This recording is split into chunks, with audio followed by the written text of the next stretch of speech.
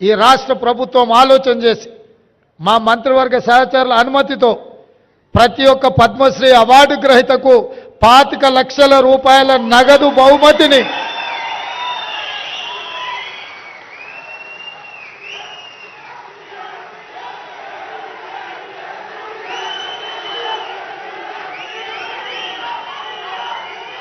రాష్ట్ర ప్రభుత్వం ఈ పద్మశ్రీ అవార్డు గ్రహీతలను చప్పట్లు దుప్పట్లతోనే కాదు నగదు బహుమతి ఇవ్వడం ద్వారా జీవితాంతం ఈ కళలకే వారు అంకితం చేసి మిగతా జీవితాన్ని కూడా ఈ కళలోనే వాళ్ళు రాణించాలని మన ప్రభుత్వం ప్రజాప్రభుత్వం 25 లక్షల రూపాయలతోటి నగదు బహుమతి వారికి ఇవ్వాలని మా ప్రభుత్వం నిర్ణయం తీసుకున్నది. ఈ వేదిక మీదనే పెద్దలు వెంకయ్య నాయుడు గారు మిత్రులు చిరంజీవి గారి చేతుల మీదుగా వారికి ఆ నగదు బహుమతిని ఇవ్వాల్సిందిగా వారికి విజ్ఞప్తి చేస్తున్నా.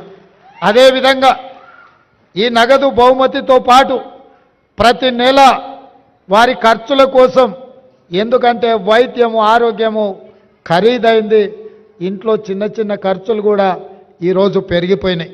అందుకే ప్రతి నెల ఈ కవులకు కళాకారులకు 25,000 రూపాయల పెన్షన్ ఇవ్వాలని కూడా ఈరోజు, ఎందుకంటే వాళ్ళు నిరుపేదలు.